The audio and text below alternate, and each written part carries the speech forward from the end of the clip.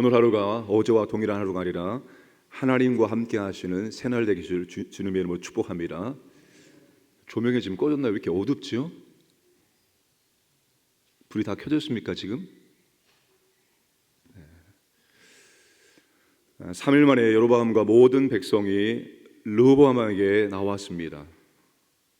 르호보암이 원로들의 신하들의 조언을 버리고 젊은 신하들의 잠언을 따라 더 무거운 멍에와 심한 폭력으로 백성을 대하겠다고 말합니다. 르호보암이 지금 어리석은 선택을 한 것입니다. 왜 그랬을까요? 15절 말씀을 함께 읽겠습니다. 시작. 왕이 이같이 백성의 말을 듣지 아니하였으니 이 일은 여호와께로 말미암아 난 것이라. 여호와께서 전에 실로 사람 아히야로 느바세 아들 여로보암에게 하신 말씀을 이루게 하심이더라. 아멘. 이 르호보암의 어리석은 선택과 결정이 누구로부터 나왔다고요? 여호와께로부터 난 것이라 말씀합니다. 왜 하나님께서 어리석은 선택을 하게 내버려 두셨습니까?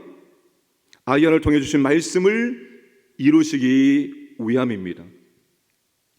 여러분, 이 말씀을 오해하면 하나님이 이스라엘 분열의 원인이 되는 것입니다. 하나님의 모든 죄와 그릇된 일의 원인이 되는 겁니다. 그게 아니죠. 원인 제공을 누가 했습니까? 솔로몬이 했습니다. 솔로몬의 배교와 불신앙이 이 모든 일의 원인입니다. 하나님은 솔로몬의 죄 때문에 나라를 나누시겠다고 말씀을 하셨습니다. 그 일을 이루시기 위해서 하나님은 르호보암이 어리석은 선택을 하도록 내버려 두신 것입니다. 왜 그렇습니까? 하나님의 뜻을 이루시기 위함입니다. 여러분, 하나님은 지금 이 세상 가운데서 하나님의 계획을, 하나님의 뜻을 이루어 가시고 있습니다. 근데 하나님은 인간의 어리석은 선택과 결정을 통해서도 얼마든지 하나님의 뜻을 이루어 가실 수 있다는 것입니다. 여러분, 하나님은 당신의 뜻을 이루기 위해서 모든 것을 다 사용하실 수 있는 분이십니다. 그런 측면에서 하나님은 이 르호보암의 어리석은 선택도 당신의 뜻을 이루는 도구로 사용을 하시는 것입니다. 여러분, 지금 르호보암의 중대한 실수가 무엇입니까? 여러분, 얼마나 중요한 문제입니까? 정말 나라의 중요한 이 문제를 르호보암이 원로 신하들에게 자문을 구하고 젊은 신하들에게 자문을 구했는데 정작 자문을 구해야 될 분이 누구입니까? 하나님입니다.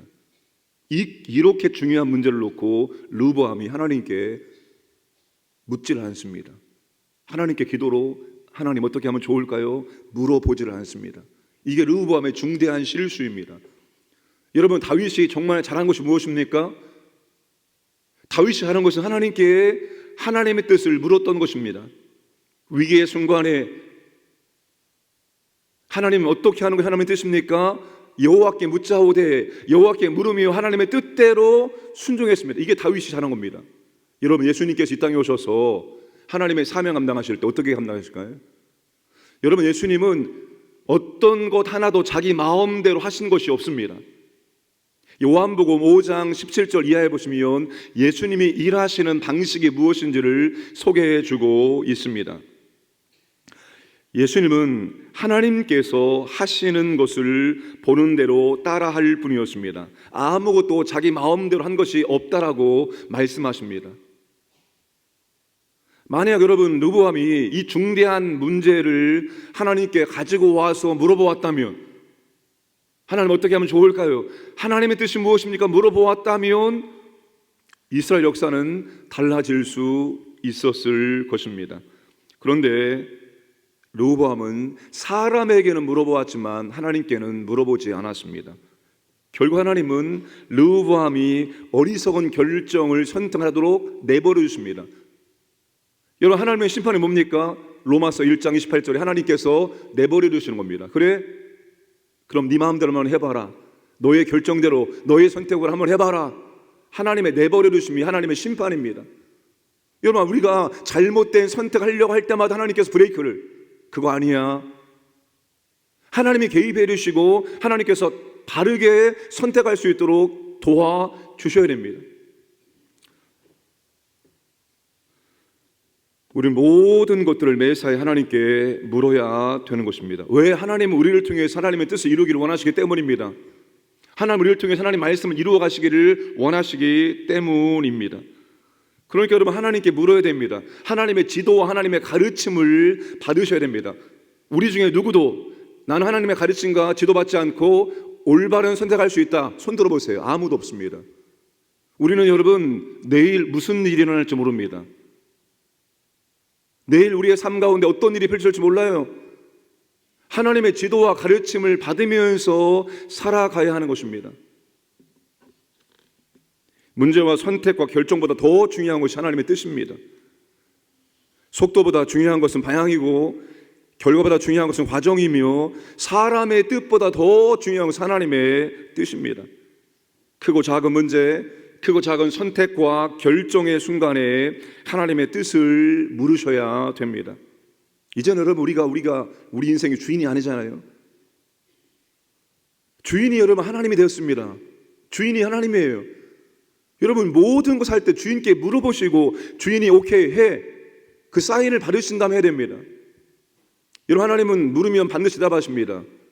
우리 안에 내주 성령을 통해서, 성경을 통해서, 사람을 통해서, 환경을 통해서, 사건을 통해서 반드시 말씀하시고 지도하시고 가르쳐 주신 분입니다.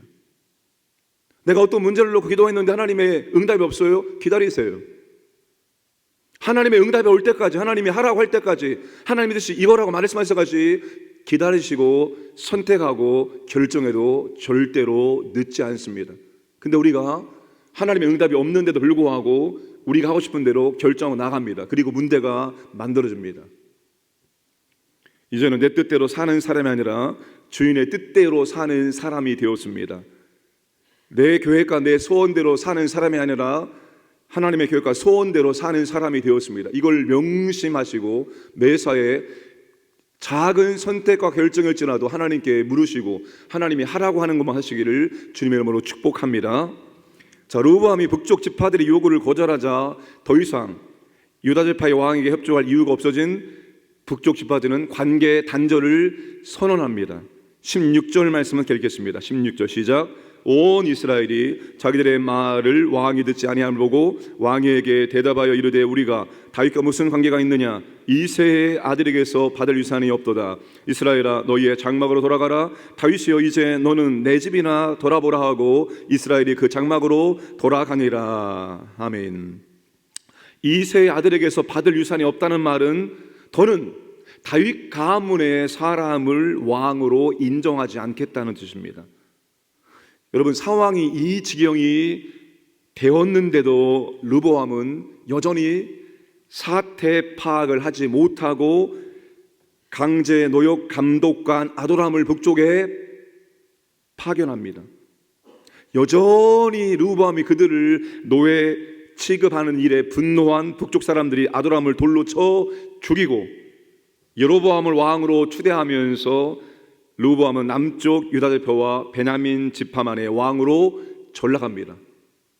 이렇게 통일 왕국의 시대는 막을 내리고 분열 왕국 시대가 시작이 됩니다. 남북의 분열의 원인이 솔로몬이 제공했고 남북의 분열의 실행자는 르호보암과 또한 북쪽 이스라엘 지파들입니다. 여러분 르호보암은 왕으로서 정말 갖고 있어야 될 것을 갖고 있지 못하는 사람입니다.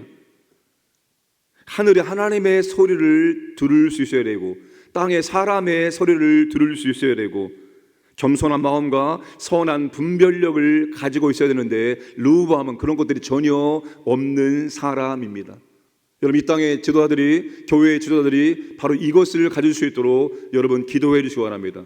저를 위해 기도하실 때 이 기도를 해주시기 바랍니다. 하늘의 하나님의 소리를 잘 듣게 하시고 땅의 사람들의 소리를 잘 듣게 하시고 겸손한 마음을 주시고 선한 분별력과 판단력을 갖게 하여 주옵소서. 꼭 기도해 주시길 바랍니다.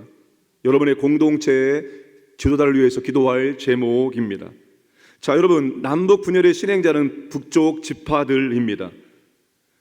북쪽 지파들이 다윗의 집을 섬길 것인지 아닌지를 결정하는 것은 자신들의 주어진 명예와 관계가 없습니다.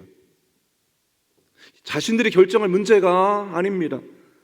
누구를 섬길 것인가는 하나님이 누구를 왕으로 세우느냐에 달려 있는 것입니다. 그런데도 북쪽 지파들은 하나님의 뜻보다 자신들의 이익을 먼저 생각합니다. 이것이 분열의 이유입니다. 여러분, 신앙은 갈등과 함께 갑니다. 갈등. 손해와 이익 사이에서 갈등하게 되어 있습니다. 여러분, 신앙생활 보세요. 갈등 없는 신앙생활은 없습니다. 다 갈등을 하게 되어 있습니다. 내 뜻, 내 계획, 내가 하고 싶은 게 있습니다. 손해와 이익 사이에서 갈등을 하게 되어집니다. 하나님의 뜻에 순종할 것인가 말 것인가를 놓고 말입니다. 하나님이 이렇게 하라고 하시는데 나는 그렇게 하고 싶지 않습니다. 그래서 신앙은 갈등이 생깁니다. 갈등. 이 갈등 속에서 우리가 어떻게 하면 좋을까요? 북쪽 지파들은 갈등이 생겼죠. 갈등 앞에서 자신의 이익을 선택합니다. 자신의 뜻을 선택합니다. 그리고 하나님의 뜻을 저버립니다. 우리가 여러분 신앙의 갈등 속에서 내가 하고 싶은 대로 하고 싶은 게 있습니다. 내가 추구하는 것이 있습니다. 나의 이익이 있습니다. 근데 하나님의 뜻이 있습니다. 손해보라고 말씀하십니다. 내가 원하지 않는 걸 사라고 말씀하십니다. 그럼 그 둘 사이 갈등합니다. 갈등하면 어떻게 됩니까? 거기서 조정을 해야 됩니다. 조정을 해서 내 뜻, 내가 하고자 하는 것을 내려놓고 하나님의 뜻에 순종하는 삶을 살아가야 됩니다. 여러분, 그게 하나님께 헌신하는 것이고, 그게 하나님 중심의 삶이고, 그게 하나님의 뜻대로 살아가는 삶이고, 그게 하나님과 동행하는 삶을 사는 것입니다. 그런 삶을 살아갈 때 이 하루가 새날이 되어지고 하나님의 능력을 경험하고 하나님의 축복을 경험할 수 있게 되는 줄로 믿으시기를 바랍니다. 언제나 여러분 내 것을 내려놓고 하나님의 뜻, 하나님의 원하심에 순종하심으로 말미암아서 우리의 삶을 통해서 하나님의 뜻이 이루어지는 것을 보고 경험하고 하나님께 감사드리고 하나님께 찬양드리는 그런 삶을 살아가시기를 주님의 이름으로 축복합니다.